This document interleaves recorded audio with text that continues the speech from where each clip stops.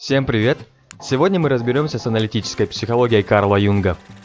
Юнг продолжил идеи Фрейда, поэтому сначала надо вспомнить психологию Фрейда, а потом вернуться к Юнгу. Ну теперь вы знаете, что такое эго, суперэго и ид. Тогда слушайте дальше. Самое главное, что вам нужно запомнить о Юнге, это то, что он выделил из бессознательного коллективное бессознательное. Коллективное бессознательное – это опыт, пережитый нашими предками, который они передали нам. Как это работает? Вот, к примеру. На наших предков часто нападали змеи. Всегда внезапно и неожиданно. Вполне логично, что ползучие твари ассоциируются у нас с подлостью и хитростью. А у кого они вызывают отвращение больше всех? 2000 years later. Why are you running? И даже теперь, спустя столетия, когда пауки и змеи не являются главной опасностью, женщины по всему миру ползучих не любят. По всему миру, в искусстве, в разных религиях, фильмах можно проследить, что змеи являются образом коварства и подлости. Как так выходит, что даже столетия спустя эта ассоциация имеет место быть? Эта предпосылка содержится в общечеловеческом, коллективном бессознательном. И совокупность таких универсальных предпосылок, образов и моделей и есть коллективное бессознательное. Эти модели и предпосылки называются архетипы. Это образы женщины, мужчины, матери, ребенка, героя, мудреца, божества солнца, плута, бога и смерти. В общем, все то, с чем мы и наши предки постоянно имели дело. What the fuck is this? I don't know. Есть представление, что мужчина больше живет в сознании и в рассудке, тогда как женщина в чувствах. И то, что мы называем настроением, и то, что мы называем мнением, происходит из глубины подсознания.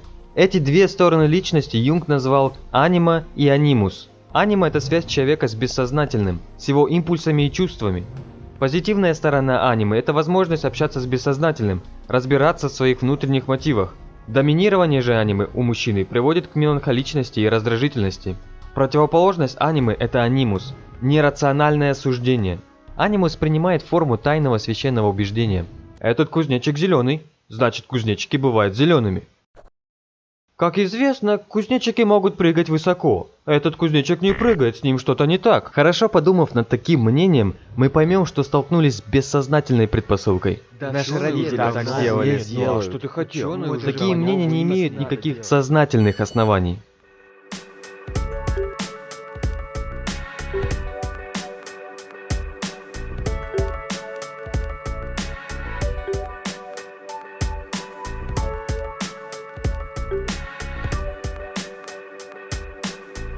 Примерно поняли, как это работает?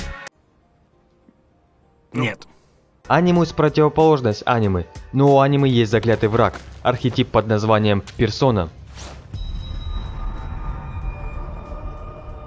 Персона – это такая модель, функция, которую мы применяем для того, чтобы соответствовать ожиданиям общества. Это маска, которую мы одеваем, чтобы эффективно взаимодействовать с людьми. Это наши социальные роли, которые мы выполняем. Отец, студент, начальник, брат, сосед, кум. Все то, что вы называете «я». That's not me. That's not you. Nope. В то время как истинное «я» прячется за персоной. Прячется потому, что наши глубинные желания разрушать и размножаться не принимаются обществом.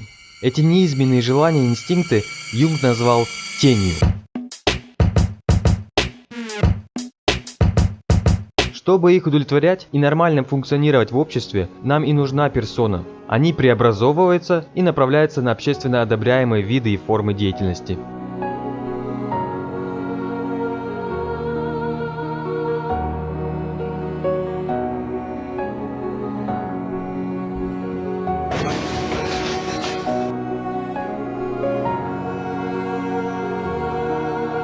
Еще Юнг обратил внимание, что некоторые личности более склонны познавать себя, чем другие. Сначала Юнг посчитал это пассивностью, но потом понял, что человек, который кажется на первый взгляд пассивным, может быть просто рассудительным, обдумывающим, оценивающим. Отсюда у него родилась мысль о двух направленностях личности – интроверсии и экстраверсии. Интроверсия – это направленность на внутренний мир, внешний мир при этом проходит через призму ощущений и мировоззрений. Экстраверсия – это направленность на внешний мир, при этом внешний мир – это и цель, и источник энергии. Приведу пример на чем-нибудь простом. Перед вами банан. Экстраверсия рассматривает банан в контексте внешних элементов, событий и отношений. Скажем, мысль «банан». Можно съесть, можно отдать другому. Это экстраверсия. А мысль «банан, люблю, помню, как ел его в детстве» – это интроверсия. Экстраверсия и интроверсия тоже архетипы. Юнг назвал их Аполлоном и Дионисом. Я хочу напомнить, что мы говорим об очень глубоких слоях личности человека. Sarge, look, sweet Jesus. It's like an alien staring into my soul. Тогда у вас, наверное, возникает вопрос, а как эти архетипы влияют на мое поведение? Юнг писал: «По существу архетип представляет то бессознательное содержание, которое изменяется, становясь осознанным и воспринятым. Оно претерпевает изменения под влиянием того индивидуального сознания, на поверхности которого оно возникает». Юнг как бы говорит, архетипы содержатся в каждом, но проявляются по-разному. Он видел цель человека в осознании своего бессознательного. Существует много путей достижения такой осознанности, или самости, как называл ее Юнг. Это религия, медитация, разнообразное творчество, через которое человек проявляет свое бессознательное. На основе идей Юнга и Фрейда были созданы арт-терапия и дэнс-терапия, по которым конечный продукт художественной деятельности человека, будь то рисунок, скульптура или инсталляция, выражает его неосознаваемые психические процессы. Говорят, Юнг даже повлиял на основание общества анонимных алкоголиков. Ведь по существу система 12 шагов – это еще один способ обретения самости. Ну, подведем итоги. Юнг не Фрейд.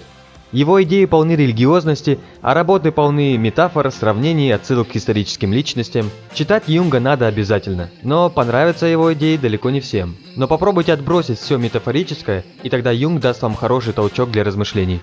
Итак, по Юнгу психика состоит из сознательного и бессознательных, личного и коллективного. Коллективное представляет из себя комплекс инстинктов и архетипов, как то аниме – женский, анимус – мужской, персона – маска для связи с общественностью, Аполлон – суждение из своих ощущений, Дионис – суждение на основе предпосылок и другие. Что надо делать?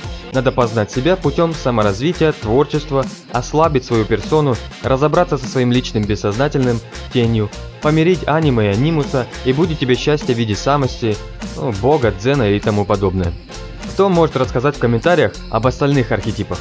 Как вы думаете, можно ли объяснить религию как способ подружить свои архетипы и раскрыть свою тень? Пишите в комментариях, ставьте лайки, если мне надо продолжать делать такие работы. А на сегодня все, всем удачи и добра, пока!